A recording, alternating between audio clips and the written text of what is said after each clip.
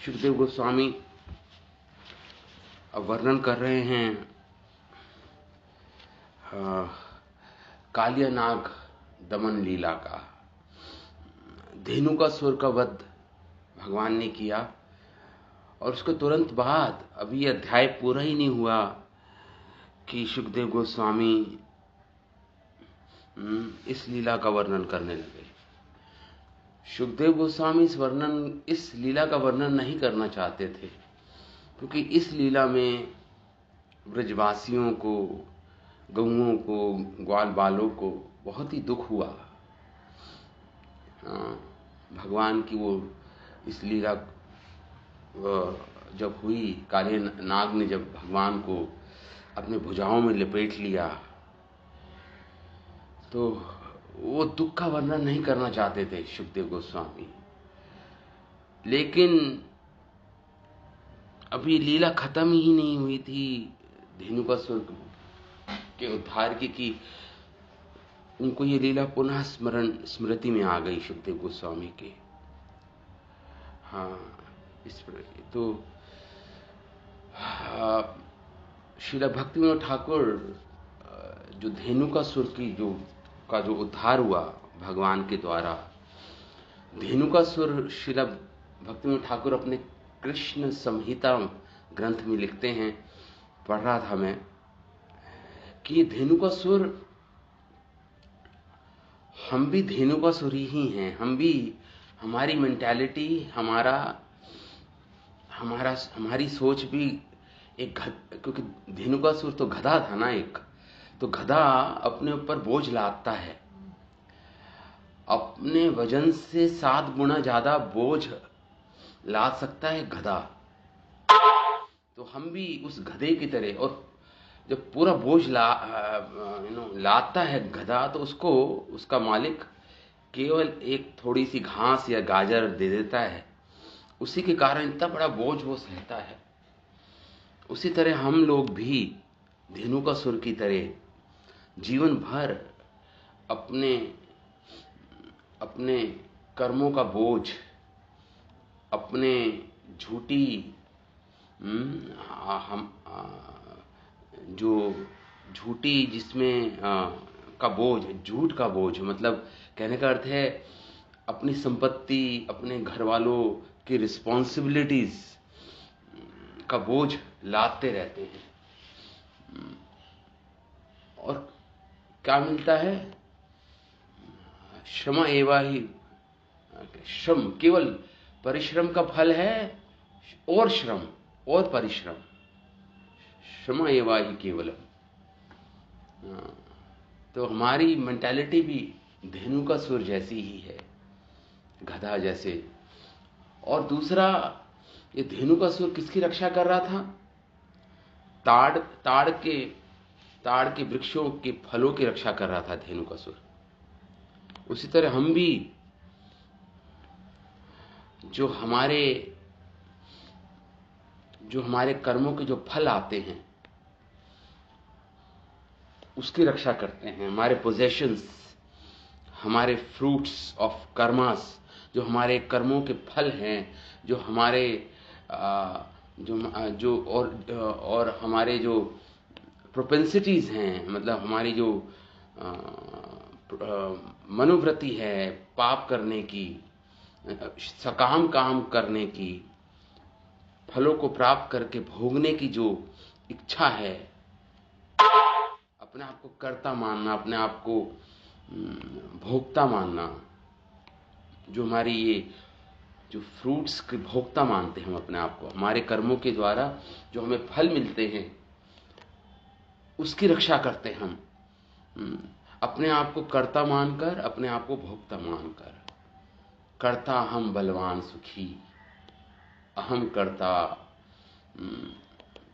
हूं मैं, भोगता हूं मैं अपने कर्मों के फलों का, और उसकी रक्षा करते हैं हम।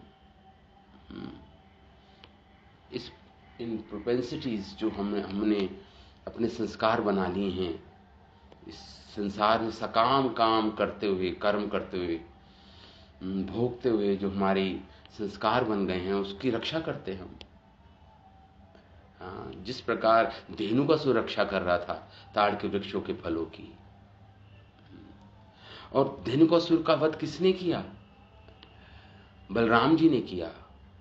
बलराम जी कौन हैं? बलराम जी तो आदि गुरु हैं। बलराम जी प्रतिनिधि हैं हमारे गुरुओं, गुरु परंपरा के। तो गुरुजन हमारे उस संस्कारों को, उस कुवासनाओं को, उस तृष्णाओं को, अपने कर्मों के फलों को भोगने की जो इच्छा रहती है हमारे अंदर,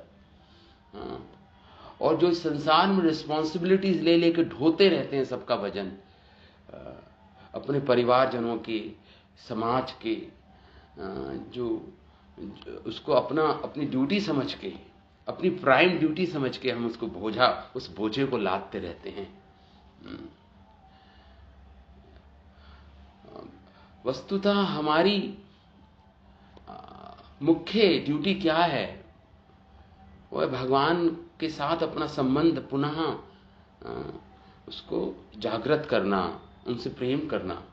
बाकी सारी ड्यूटी सेकेंडरी हैं। बाकी जो भी हमारे कार्य हैं वो सब दूसरे गौण हैं, मतलब सेकेंडरी हैं। मुख्य तो हमारी भगवान के प्रति जो हमारा कर्तव्य है, क्योंकि भगवान ही एकमात्र प्रेमास्पद वस्तु हैं संसार में, प्रेम करने योग्य हैं। उसको भुलाकर केवल गौण जो हमारी रिस्पॉन्सिबिलिटी है उसको पूरा करना, ये धेनुकासुर की वृत्ति की जैसा है, धेनुकासुर की जैसे वृत्ति है। लेकिन गुरु उन संस्कारों को काटेंगे, जैसे धेनुकासुर बलराम जी ने मारा। गुरु, जब हम किसी गुरु की शरण लेते हैं, वह हमारी उन संस्कारों को हटाएगा, वह हमें हमारे कृष्ण प्रेम को जागृत कराएगा। ये गुरु ऐसा करते हैं। मतलब जिस प्रकार बलराम जी जो रिप्रेजेंट करते हैं गुरु को, आदि गुरु हैं बलराम जी, तो इस प्रकार श्रील भक्तिविनोद ठाकुर लिख रहे हैं धेनुकासुर के वध की। तो धेनुकासुर रिप्रेजेंट करता है हमारे झूठे जो ड्यूटीज जो झूठी हमने लाद रखी है, और हमारे कर्मों के फलों की भोगने की इच्छा को रिप्रेजेंट करता है धेनुकासुर। तो अब यहां पे कालिया नाग के दमन की लीला प्रारंभ करते हैं सुखदेव गोस्वामी।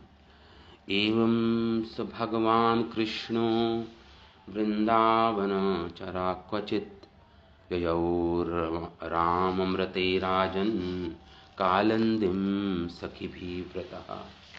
तो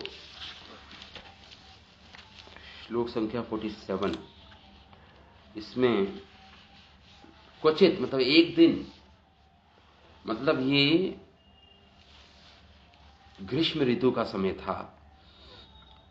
ऐशा स भगवान कृष्ण, वो भगवान कृष्ण जो वृंदावन में अनेक अनेक लीलाएं कर रहे हैं, भिन्न भिन्न लीलाएं कर रहे हैं। वृंदावन अचरा क्वचित, कौन?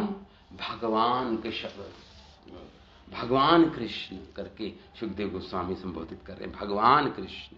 यौ राम अमृते राजन, लेकिन उस दिन बलराम जी साथ में नहीं थे। राम अमृते राजन, हे राजन, हे परीक्षित, बलराम जी नहीं थे। क्यों? क्योंकि उनका जन्म का नक्षत्र था उस दिन, तो बलराम जी को घर पे ही रोक लिया गया था। कालंदिम, भगवान कहाँ आए? कालंदी मतलब यमुना जी के तट पर आए भगवान, पुलिन, यमुना जी के पुलिन पर आए। सखी अभिव्रतः, अपने सखाओं से घिरे हुए थे भगवान। सख अभिव्रतः, भगवान को घेर लिया सारे सखाओं ने, क्योंकि भगवान ही से ही सब प्रेम करते थे। भगवान को घेर लिया सबने। यमुना की पुलिन पर आए सब सखागण और भगवान कृष्ण। इस प्रकार प्रारंभ करते हैं इस कालिया दमन की लीला को सुखदेव गोस्वामी। तो क्या हुआ? अथा गावश्च गोपश्च निधात घात पपीडिता तुष्टं जलं पपुः तस्या तुषार्ता विषदूषितम्। अथा गावश्च गोपश्च, सारे गौओं ने जो घेरे हुए थे कृष्ण को, गोपा गोप सखा, गोप सखा, निदघात पीड़ित था, पीड़ित थे क्योंकि ग्रीष्म ऋतु थी, अत्यंत ताप था, गर्मी थी, इसके कारण घात पीड़ित, पीड़ित थे। और लिखा है विषा दुष्टम जलम पपुहु, पपुहु मतलब वो जल को पी लिया उन्होंने जो दूषित था। किससे? विष से दूषित था। पपु पिया, तस्या तुषार्ता, अपनी प्यास बुझाने के लिए उस जल को पिया। तुषार्त विष दूषितम, जो विष से दूषित था, ऐसे जल को पिया, ऐसे जल को पिया। हाँ लिखा है यहां पे। तो विषैले जल को पिया। कुरुत्वः, आगे बोल रहे हैं सुखदेव गोस्वामी, निपेतु वैसवा सर्वे सिलीला अन्ते कुरुत्वः वीक्ष्यतान् वै तथा भूतान् कृष्णो योगेश्वर ईश्वरः। और निपेतु, सब वो जल को जब पिया उन्होंने, विषैले जल को पिया, तो क्या हुआ? उस प्रक्षेप उसका तो निगाह तो निदाद्य मतलब जेठ का महीना था, जेठ की आषाढ़ था, जेठ आषाढ़ का महीना था। आतम पीड़ित गावः गोपः तुषार्तः तस्य दुष्टम विदूषितम जलम पपुः पिया। हे कुरुद्वः, हे कुरुनंदन परीक्षित, निपेतु तत् तान वही तथा भूतान, उस स्पृश्य पाकर देवा चेतसा उपहृतम सर्वे सलीलांते विवत्सवः निपेतु। विवत्सवः मतलब प्राणहीन होके, विवत्सवः प्राणहीन होके, निपेतु मतलब गिर पड़े यमुना जी के पुलीन पर सब, जिन्होंने जल पिया, गौओं ने, सखा ग्वाल सखाओं ने। हे कुरुनंदन, क्योंकि विषैला जल था, उसका स्पर्श पाकर देवयोग चेतसा, ये भगवान देवयोग का अर्थ है यहां पे भगवान की लीला शक्ति, भगवान की लीला शक्ति ये सब करा रही है। देव चेतसा, चेतसाहीन होकर, चेतसा उपहृत, जैसे अपहरण कर लिया उनकी चेतना का उस विषैले जल ने। उपहृत सर्वे सलील, सारे ग्वाल बाल और सखागण और गौएं, सलील अंते, सलील मतलब तट पे, उस हृद, वो हृद था एक, वो मेन जमुना जी का पुलिन नहीं था, वो एक जमुना जी के साथ सटा हुआ उसके दक्षिण भाग में एक हृद था। एक एक एक, एक क्या बोलेंगे हृद को, एक पौंड सा था, एक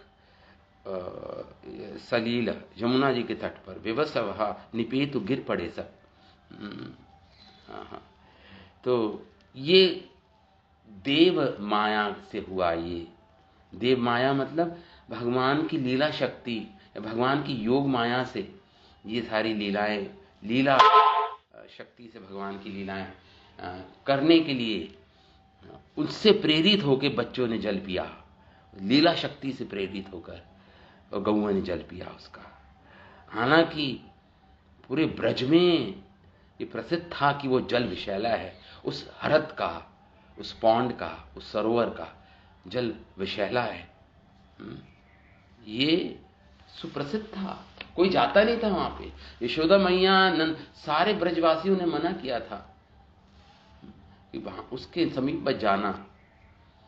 तान वै तथा भूतान वीक्षय योगेश्वर ईश्वरः। वीक्षय तान ही भूतान। जब भगवान ने देखा कि सखा, ग्वाल सखा और गौएं भूतान कृष्ण की सब मूर्छित होके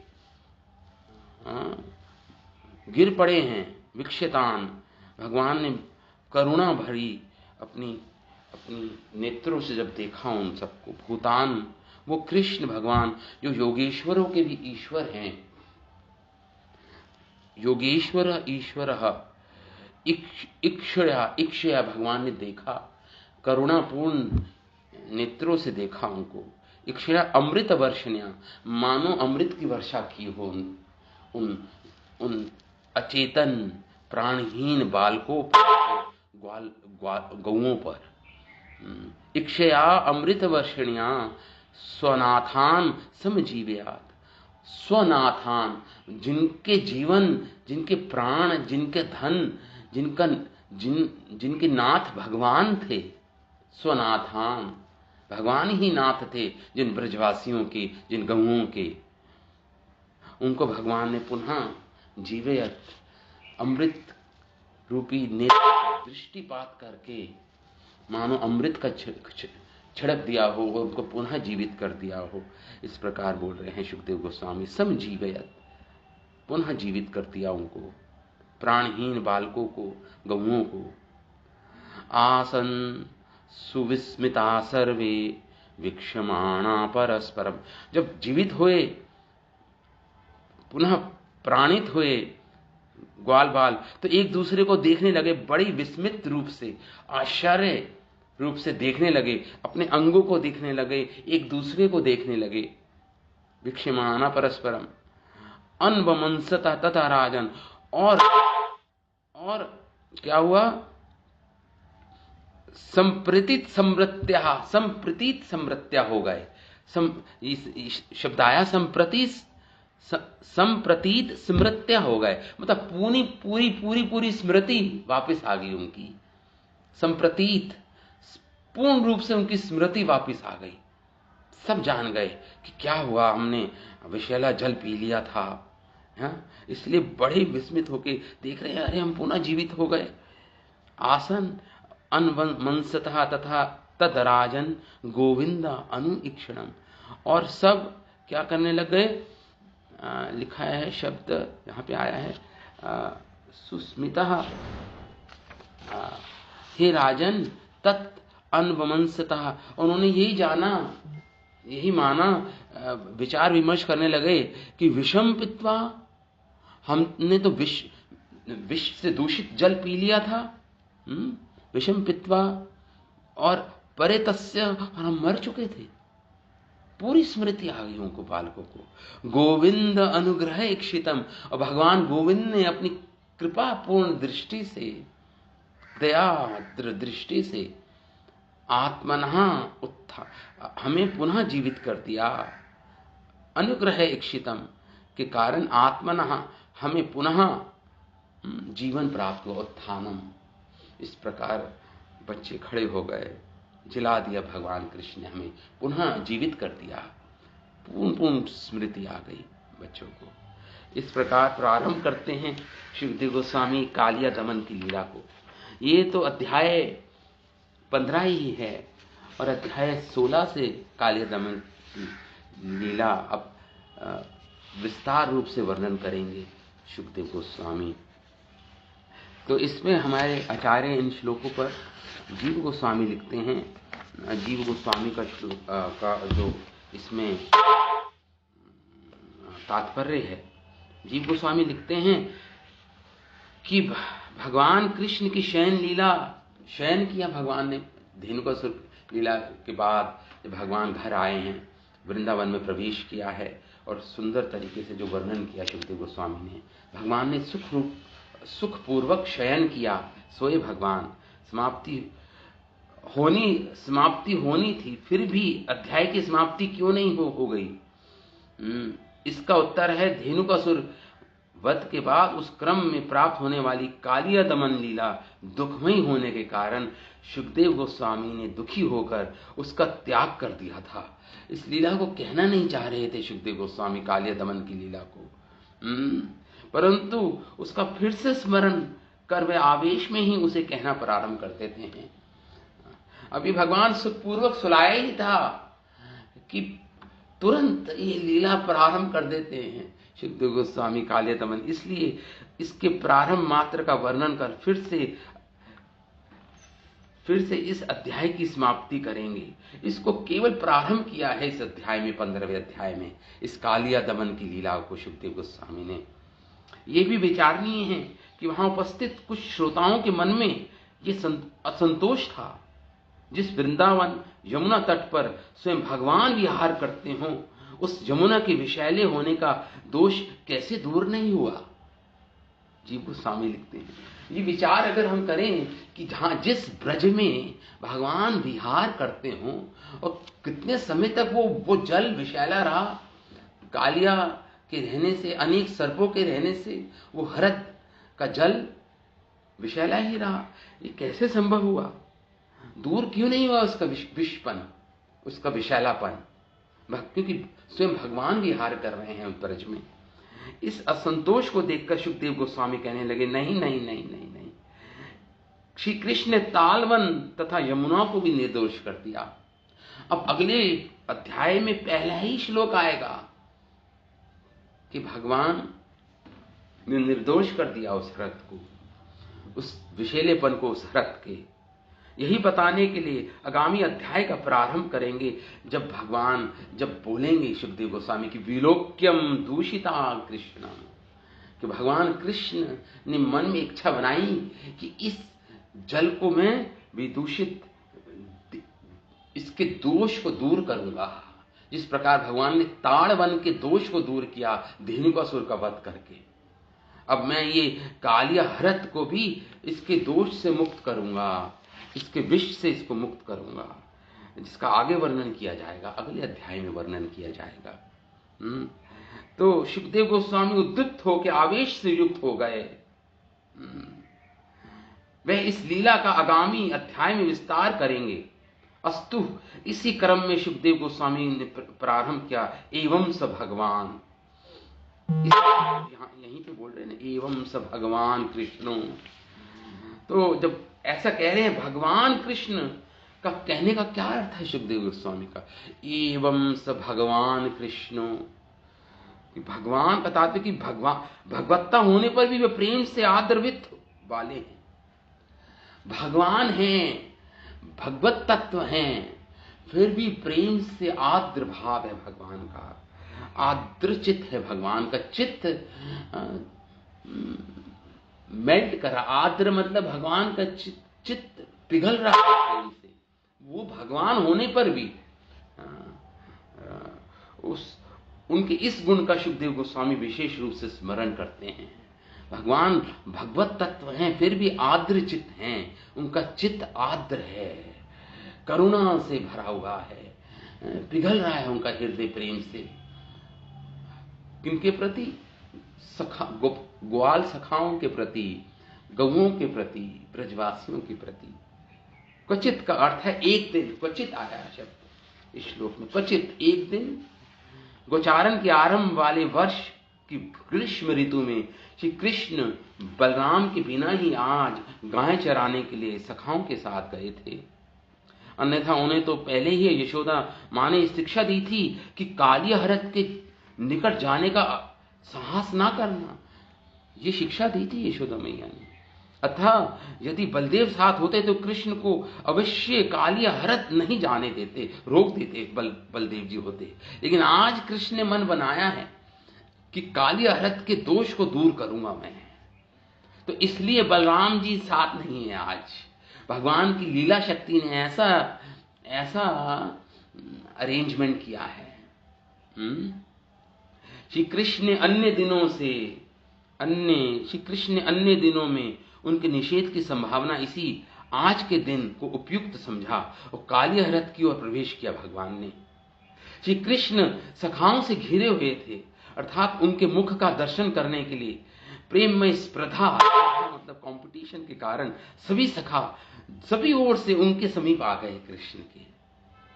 विशेषता ब्रजेश्वरी यशोदा ने भी स्नेह से उन्हें ऐसा ही आदेश दे रखा था। तब प्यासी गायें एवं गोप ने यमुना के विषैले जल को पी लिया। यद्यपि अन्यत्र भी चल रही थी, फिर भी गर्मी की धूप से पीड़ित होने से यमुना के जल के ऊपर से ही दूर से देखकर यमुना में प्रवेश कर पी लिया। पशु जाति होने से उन्हें उस जल के दोष का ज्ञान नहीं था। पशुओं को तो ज्ञान नहीं था, यद्यपि गोप भी गर्मी से पीड़ित थे। वे काली हरत के आसपास की यमुना के प्रसिद्ध दोषों को जानते थे। गोप जानते थे, ये प्रसिद्ध था कि विषैला जल था वहां का, फिर भी पी लिया। गोपों ने पी लिया, पशुओं ने पी लिया, इसमें कोई आश्चर्यजनक बात नहीं, क्योंकि वो तो पशु हैं। लेकिन बाल सखाओं ने पी लिया। तथापि अपनी गऊओं की मृत्यु देखकर उन्होंने क्यों पिया? ग्वाल सखाओं ने क्यों पिया जल? क्योंकि जब देखा कि गऊओं ने पी लिया है और वो प्राणहीन होके गिर पड़ी हैं जमुना की पुलीन पर, तो उस दुख से पीड़ित होके ग्वाल सखाओं ने भी जल पी लिया, क्योंकि उनकी गऊएं निष्प्राण हो गई थी। इसलिए गऊओं के जलपान कर लेने पर के बाद गोपों के जलपान का श्री सुखदेव गोस्वामी ने वर्णन किया। वे गायें और गोप संख्या में कुछ ही थे जो आगे चल रहे थे, अधिकांश गोप तो उनके पीछे थे, क्योंकि कृष्ण अकेले रह जाएंगे अथा उन्हें उनका पीछ नहीं छोड़ सकते थे। एक कारण यह भी था कि गायें संख्या की कोई गणना नहीं थी, इतनी गऊएं थी, अथा उन्हें एक साथ चराने के लिए सखाओं का कई झुंडों में चलना उचित था। तो सखाएं कहीं झुंड बना के गऊओं को चराते थे, क्योंकि गऊएं बहुत सारी थी। 9 लाख गायें तो केवल कृष्ण भगवान की ही थी। श्री कृष्ण गऊओं के पीछे चल रहे थे। अच्छा, कृष्ण की दृष्टि में जो गायें थी उनके द्वारा विषैले जल का पान करना संभव नहीं था। यमुना जल के दूषित होने का कारण कालिया के विष से जल का दूषित होना था। ये सब श्री भगवान की आगामी लीलाओं की शक्ति का ही वैभव था। मैंने बताया ना, ये देवम शब्द आया है, मतलब भगवान की लीला शक्ति का वैभव था। ये लीला शक्ति प्रकट हो रही थी, उसके कारण सबको प्रेरणा मिली जल पीने की। लीला शक्ति, वह सखागण देव अर्थात भगवान की लीला शक्ति से पराजित ज्ञान वाले हो गए सारे गोप। भगवान की लीला शक्ति से मानो पराजित हो गए हों सब, जैसा कि पूर्व में कहा जा चुका है और आगे भी कहा जाएगा। कृष्णा अद्भुत कर्मणा, इन गऊओं और गोपों ने उस विषैले जल का थोड़ा ही आचमन किया था, स्पर्श ही किया था, थोड़ा सा जस्ट स्पर्श। वह जल के प्रभाव को विशेष रूप से बताने के लिए कहा गया है। सखागण निर्जीव जैसे हो गए, ऐसे दिखने में देव को ही कारण समझना चाहिए, मतलब भगवान की लीला शक्ति को ही कारण समझना चाहिए।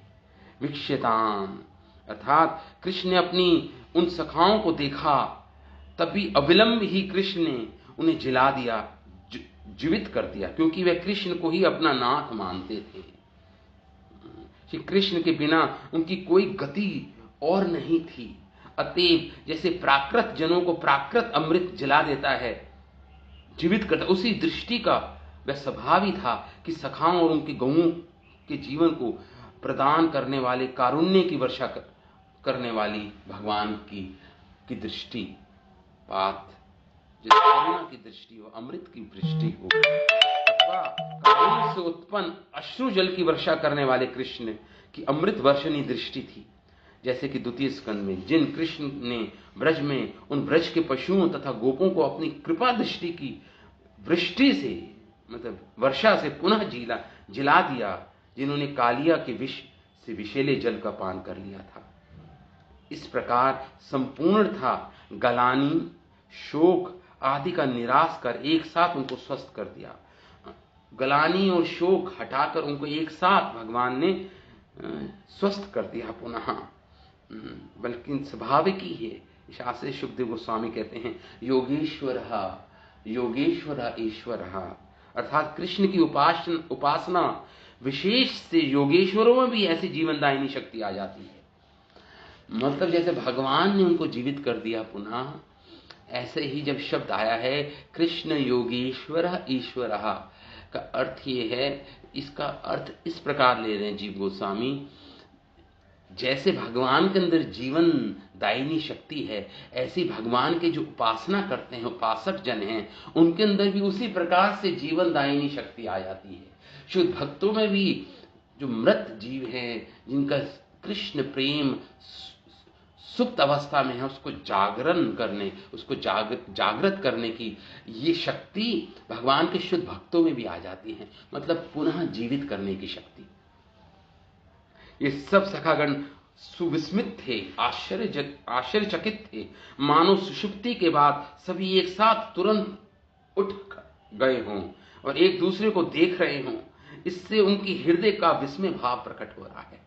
सुखदेव लिख रहे हैं यहाँ पे, उन्होंने इसे गोकुलेंद्र गोविंद की अनुग्रह दृष्टि का ही प्रभाव अनुमान किया, अनुमान लगाया, क्योंकि वो जब भगवान ने दृष्टिपात किया था, अनुग्रह से युक्त दृष्टिपात किया था, भगवान ने देखा था, तो अनुमान लगाया, अनमंस था, मतलब अनुमान लगाया कि कृष्ण की अनुग्रह दृष्टि से हम पुनः जीवित हुए हैं। और पुनः उठे खड़े होना, उन्हें अघासुर से, जब अघासुर के मुख में चले गए थे गोप सखा, जब भी तो मूर्छित हो गए थे, और कृष्ण ने अपनी दृष्टिपात से पुनः उनको जीवित किया था अघासुर के मुख में भी तो ऐसा ही हुआ था। उनको उस बात का स्मरण था गोप सखाओं को, तो याद आ गई उसी लीला की, अघासुर के मुख में जब गोप सखा प्रवेश कर गए थे। तो हे राजन करके जब संबोधित कर रहे हैं परीक्षित महाराज को सुखदेव गोस्वामी,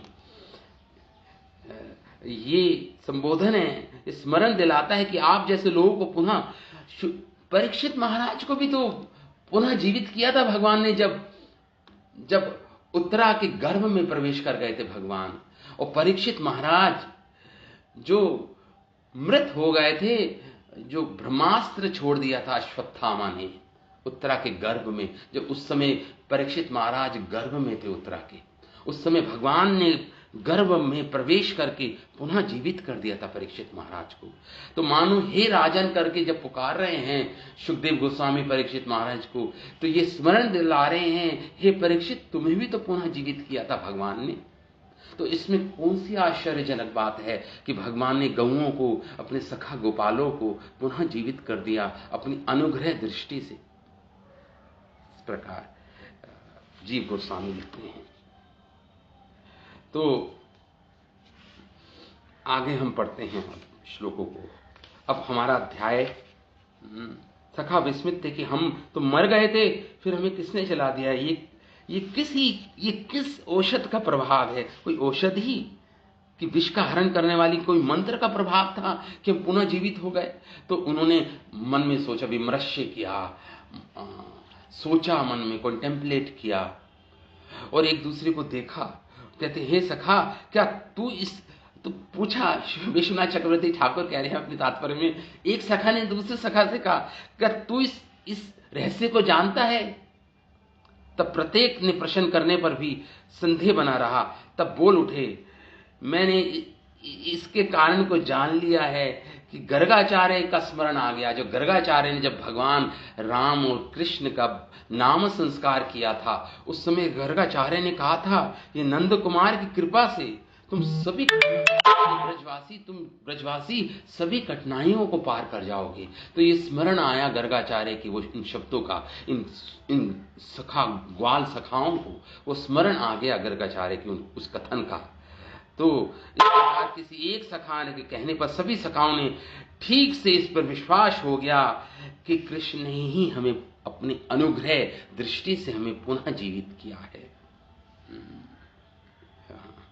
तो या ऐसा उन्होंने सोचा, श्रीला विश्वनाथ ठाकुर कह रहे हैं, ये निर्णय कि ब्रज के इष्ट देव श्री नारायण को सब पूछते थे ब्रज में, श्री नारायण ने ही हमारे कृष्ण में आविष्ट होकर इस गोविंद के माध्यम से हमें पुनः अनुग्रहमयी दृष्टि हम पे डाली और हम पुनः जीवित हो गए। या ऐसा भी सोचा हो सकता है बालकों ने कि भगवान नारायण ने ही इस गोविंद के शरीर में प्रवेश करके हमारे ऊपर अनुग्रह दृष्टि डाली और हमें पुनः जीवित कर दिया। तो इस प्रकार अलग अलग बालकों ने इस प्रकार सोचा। ये विश्वनाथ चक्रवर्ती ठाकुर अपने सारा दर्शनी टीका में लिखते हैं। अब षोडश अध्याय हम प्रारंभ करते हैं। 16वां अध्याय 10वां स्कंद कालिया दमन लीला। शीर्षक है शिशु का वाच। सुखदेव गोस्वामी बोले, विलोक्य दूषितां कृष्णां कृष्णा कृष्णा अहीन विभु तस्या विशुद्धिम् अन्विच्छन् सर्पम उद्वासयत्। सुखदेव गोस्वामी बोले, विलोक्य दूषितां कृष्णा कृष्णा, तो यहां पे जब शब्द है कृष्णा, तो कृष्णा ने विलोक्य देखा। भगवान ने क्या देखा? विभु, भगवान। विभु शब्द आया है कृष्ण के। विभु मतलब वो भगवान है। सुखदेव गोस्वामी कह रहे हैं कृष्ण कृष्णे कृष्ण, कृष्ण मतलब काला, उस विषधर कालिया को कृष्ण। तो कृष्णाम कहां देखा? कृष्णाम में। कृष्णाम मतलब होता है जमुना का। जमुना जी भी तो काली हैं, इसलिए कालिंदी जी जमुना जी का नाम एक और है कृष्णाम। तो कृष्णाम है जमुना जी भी। तो भगवान ने विलोक्य देखा दूषित जल को। किसमें? कृष्णाम, जमुना जी में। कृष्णा, भगवान कृष्ण ने, कृष्ण अहीना मतलब काले सर्प, कालिया को उस विभु भगवान ने, उन विभु कृष्ण भगवान ने कृष्णा मतलब जमुना जी के काले जल में उस कालिया नाग को देखा। उस कालिया नाग को देखा भगवान। तस्या विशुद्धिम, और ये मन बना लिया, इच्छा प्रकट की भगवान ने अपने हृदय में, की इच्छा उत्पन्न हुई कि मैं इस जल को पुनः विशुद्ध करूंगा, मतलब शुद्ध कर दूंगा इसको। विशुद्धिम अन्विच्छन, विचार किया भगवान ने ऐसा कि मैं इस हृत के जल को पुनः शुद्ध करने के लिए तम सर्पम उदावास्यत, मैं इस कालिया सर्प को इस हृत से निकाल दूंगा बाहर। इसका विष जब तक है, जब तक ये उपस्थित है इस हृत में, तो इस सर्पम उद्वास्यत, मैं निकाल दूंगा, कालिया को इस हृत से निकाल दूंगा, ताकि ये जल पुनः शुचि हो जाए, शुद्ध हो जाए, विशुद्ध हो जाए। इस प्रकार भगवान ने सोचा, विचार किया। तो सुखदेव गोस्वामी यहां पे प्रारंभ करते हैं 16 अध्याय में। विलोक्यम दूषिताम कृष्णा कृष्णा कृष्णा अहीन विभु। अहीन मतलब होता सर्प। तस्या विशुद्धिम अन्विच्छन, विचार किया भगवान ने, इच्छा प्रकट की। सर्पम तम उद्वास्यत, इस सर्प को निकाल दूंगा मैं इस हृत से। तब भगवान ने ऐसा सोचा। तो यहां पे जीव गोस्वामी लिखते हैं श्लोक पर, 16वें अध्याय का पहला श्लोक है। जमुना जी का श्री कृष्णा ये नाम है, उनके रंग और संबोधन दोनों ही दृष्टि से ये नाम पड़ा। जमुना जी का रंग अथा कृष्ण, जमुना को कृष्ण ने अपनी सखी मानकर उसे कठिन विष के दूषण से अवश्य मुक्त कराना चाहा। ये जमुना जी कालिंदी जो भगवान की सखी हैं, तो भगवान ने कहा अपनी सखी से इस विष को मुक्त करूंगा, कठिन विष से दूषण हो गया है। कृष्ण अहीना कहने का तात्पर्य यह है कि कृष्ण की काला सर्प महादुर्विष युक्त था, विष युक्त था, काला सर्प था। श्री कृष्ण केवल जमुना के हितकारी नहीं हुए, अपितु सभी के हितकारी होने के कारण यथार्थ में कृष्ण है। कृष्ण का क्या अर्थ है? एक और अर्थ बता रहे हैं यहां पे जीव गोस्वामी। कृष्ण का अर्थ है आकर्षण। कृष्ण मतलब आकर्षण, और ना का अर्थ है आनंद देने वाला। तो भगवान केवल उनके चित्तों को तो आकर्षण करते ही हैं, मन के सारे जीवों को, उनके पापों का भी आकर्षण कर लेते हैं। भगवान पापों को भी हर लेते हैं, इसलिए वो कृष्ण कहलाते हैं। हरि, हरि शब्द के दो अर्थ हैं। एक तो हरते हैं, पाप राशि को हरते हैं जीवों की, और दूसरे हरि शब्द का अर्थ है जो उनके जन्म मरण के आवागमन को हर लेते हैं, वो हरि।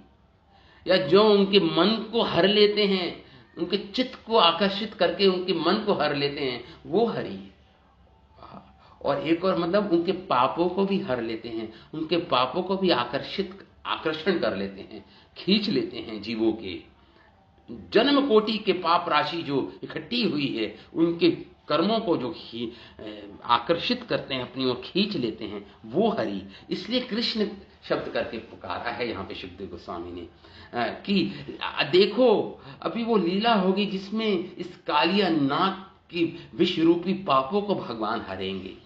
भगवान ने भी एक इच्छा की, विचार किया, मैं इससे मुक्त कराऊंगा, कालिया को यहां से निकालूंगा, तथा कालिया का भी दमन आदि करने, ये हित है, भगवान का हित करना चाह रहे हैं उस कालिया नाग का। तो ये समझ लेना चाहिए। कृष्ण तो बाल्य लीला में आविष्ट हैं, भगवान तो भी अपने आप को छोटा बालक समझ रहे हैं, उस लीला में ही आविष्ट हैं भगवान। इसी आशय से कृष्ण को यहां विभू करके पुकारा। भगवान विभू है, भगवान अभी उस लीला में नहीं, आविष्ट हैं इसी लीला में बाल। तो इसलिए सुखदेव गोस्वामी स्मरण करा रहे हैं परीक्षित महाराज को, अरे परीक्षित, ये कृष्ण विभू हैं, भगवान हैं, ये अणु नहीं है, ये विभू हैं। तो तुम घबराना मत ये लीला को सुनकर, क्योंकि अभी ये अपनी भुजाओं में भगवान को भर लेगा ये कालिया, इसलिए इसका नाम भुजंग, इसलिए सर्प को भुजंग बोलते हैं। उनका शरीर ही उनकी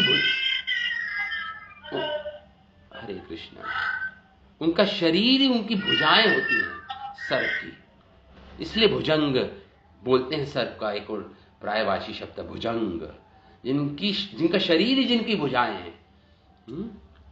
तो श्री विश्वनाथ चक्रवर्ती ठाकुर लिखते हैं कि जमुना जी के श्री कृष्ण जमुना जी को दूषित हुई देख कालिया को परिवार सहित उस हरत से निकाल दिया। तो जब ये प्रारंभ की ये लीला, तो परीक्षित महाराज ने प्रश्न पूछ लिए। परीक्षित महाराज पूछते हैं, हे ब्राह्मण, सुखदेव गोस्वामी से, श्रीराजोवाचा कथम अंत जलेर अगाधे न्यघृणात् भगवान अहिम सा वै बहुयुगावासम आसीत विप्र कथिता। हे विप्र, हे ब्राह्मण, मुझे बताइए आप कि कथम, कि उस अगाध जल, उसमें अगाध बहुत गहरा जल था, उसमें हृद में, कालिया हृद में बहुत ही गहरा जल था उसका। कथम, और जल के अंदर अंतर जले अगाधे न्यघृणात् भगवान अहिम, भगवान ने मतलब उसका दमन किया। उसका कैसे दमन किया? उस भगवान ने निकाल दिया कालिया सर्प को, मतलब दमन किया। सुखदेव परीक्षित महाराज पूछ रहे हैं सुखदेव गोस्वामी से, भगवान ने कैसे दमन किया उसका, उस कालिया नाग का? न्यघृणात्, भगवान ने अहिम, उस कालिया सर्प का कैसे दमन किया? ये पहला प्रश्न, कैसे दमन किया, क्या लीला क्या हुई, बताइए मुझे। सुनने के लिए आतुर हैं परीक्षित महाराज। और फिर कह रहे सैवई बहु युगावास, और कितने युगों से उसका वास था उस हरद में। यथासीत विप्र, क्यों वास था? वो तो इतना बड़ा सर्प था ये कालिया, ये तो जलचर प्राणी था, किसी समुद्र में, किसी नदी में इसका वास होना चाहिए था। इस हरद में कैसे वास किया, और इतने युगों से इस हरद में इसका वास था। ऐसा क्यों था, ऐसा क्यों कि कालिया उस हरद में वास कर रहा था इतने युगों से? युगावासम कह रहे, बहुयुगा, अनेक युगों तक उस जल में कैसे बना रहा है ये कालिया? आसीत विप्र कथ्यताम, हे विप्र, हे ब्राह्मण, मुझे बताइए, इस कथा को मुझे विस्तार पूर्वक बताइए। परीक्षित महाराज कह रहे हैं शुकदेव गोस्वामी से, मुझे विस्तार पूर्वक बताइए इस कथा को। ब्रह्मण भगवत तस्य तस्या भूमन स्वच्छंदवर्तिना गोपाल उदार चरितम, बहुत सुंदर, चरितम अमृतम जुशन कहा त्रपेत। कह रहे हैं, हे ब्रह्मन, भगवान जो हैं, भगवान कृष्ण, भगवत तस्य तस्य भूमना, भगवान तो स्वच्छंद विहार करते हैं, स्वतंत्र हैं विहार करने में, हर जगह स्वच्छंद है भगवान, स्वच्छंद है भगवान। कह रहे हैं स्वच्छंद वर्तिना, भगवान का विहार स्वच्छंद स्वतंत्र रूप में होता है हर जगह। गोपाल, अब मुझे आप बताइए, उस गोपाल के उदार चरित्र को मुझे सुनाइए, उस भगवान गोपाल के उदार चरित्र को, उनकी लीलाओं, इस लीला को सुनाइए। और ये लीला ऐसी है, भगवान की ब्रज लीला, जो गोपाल के रूप में जो भगवान ने लीलाएं की हैं ब्रज में, इतनी उदार हैं, इतनी आकर्षक हैं कि कह रहे हैं कि कहाँ तृप्येत, कौन तृप्त हो पाएगा? अमृतम जुशन, इस अमृत का पान भगवान कृष्ण की गोप के रूप में जो जितनी लीलाएं हुई हैं ब्रज में, इस लीला अमृत तुल्य जो लीलाएं हैं, इसको सुनने से कौन तृप्त हो पाएगा? मतलब अतृप्त ही रह जाएगा। मैं जितना सुनेगा उतनी और अतृप्त हो जाएगा, मतलब और सुनने की इच्छा करेगा। ऐसी भगवान की उदार चरित्र है ब्रज में, गोप के रूप में। कह रहे कह तृप्येत अमृतम जुशन, इसका पान, जुशन मतलब पान भी करेगा तो फिर भी तृप्ति नहीं होगी उसकी व्याकुलता और बढ़ती रहेगी। मुझे और सुनना है कृष्ण चरित्र को, मुझे गोपाल उदार चरित्र को और सुनना है, तो कभी तृप्त नहीं हो पाएगा। इस प्रकार बोल रहे हैं यहां पर।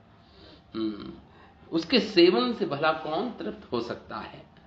उसके सेवन से। ऐसे भगवान गोपाल की उदार चरित्र हैं। इन 2 श्लोकों में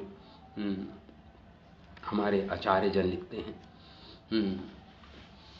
तो प्रश्न पहला था कि किस प्रकार कालियानाग के दर्प का दमन किया भगवान ने, कालियानाग का दमन किया। और दूसरा, इतने लंबे कहीं युगों से इसका आवास यहां पे था इस हरद में, ये कैसे हुआ? ये प्रश्न पूछ रहे हैं परीक्षित महाराज शुकदेव गोस्वामी से, और ब्राह्मण करके संबोधित कर रहे हैं। तो ये निवास कैसे हुआ इसका यहां पे? तो श्री जीव गोस्वामी इन 2 श्लोकों पर लिखते हैं अपनी टीका पे। इस प्रसंग में राजा ने प्रश्न किया कि भगवान सभी प्रकार से कालिया आदि का निग्रह करने में समर्थ हैं, तथापि यहां आपने किस प्रकार से कालिया का निग्रह किया, इसका वर्णन करें। आपने किस प्रकार से दमन किया कालिया का, और इस हरद का निवासी कैसे हुआ इतने युगों तक, इसका विवरण मुझे बताइए। ये हे विप्र करके पुकार रहे हैं शुकदेव गोस्वामी को। विप्र मतलब, जीव गोस्वामी एक्सप्लेन कर रहे हैं, जो परम विद्या, हे परम विद्या प्रवीण है परम विद्या में, इसलिए विप्र करके पुकार रहे हैं शुकदेव गोस्वामी को परीक्षित महाराज। यहां विप्र के लक्षणों को बताते हुए देखिए, यहां पे कोट कर रहे हैं, याज्ञवल्क्य ऋषि ने डेफिनेशन दी है उपनिषदों में। जिनका जन्म ब्राह्मण कुल में होता है, उस समय वो कहलाते हैं, जन्म से ब्राह्मण वंश में उत्पन्न होने पर कोई ब्राह्मण कहा जाता है। ब्राह्मण, अगर ब्राह्मण कुल में जन्म लिया हो तो ब्राह्मण।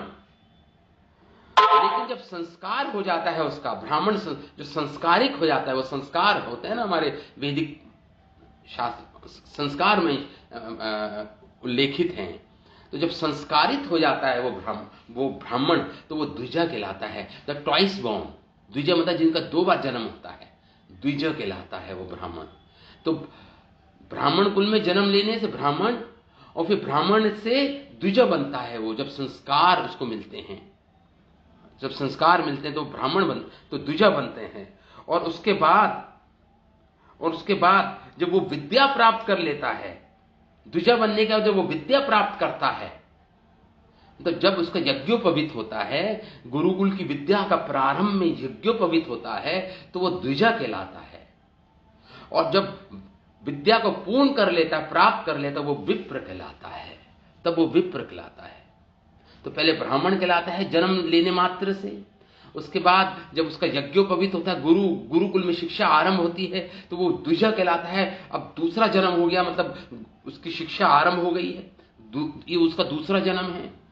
और उसके बाद जब वो विद्या प्राप्त कर लेता है पूर्ण रूपेण गुरुकुल में रहकर, तो वो विप्र कहलाता है उस समय।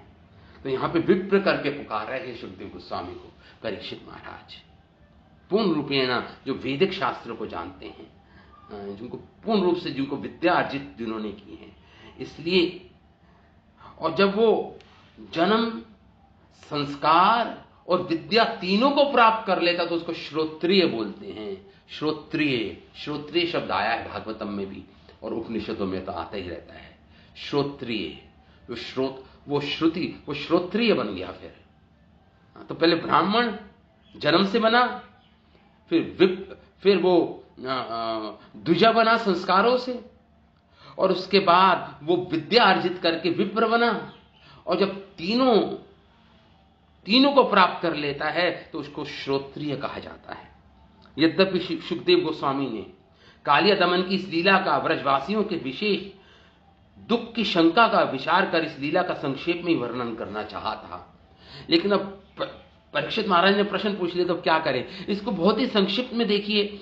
जब भगवान शैया पे सोए थे, बहुत 2-3 श्लोकों में ही तो संक्षिप्त में पूरी कालिया दमन की लीला भगवान ने, सुखदेव गोस्वामी ने वर्णन कर दिया था पिछले अध्याय में, 15वें अध्याय में।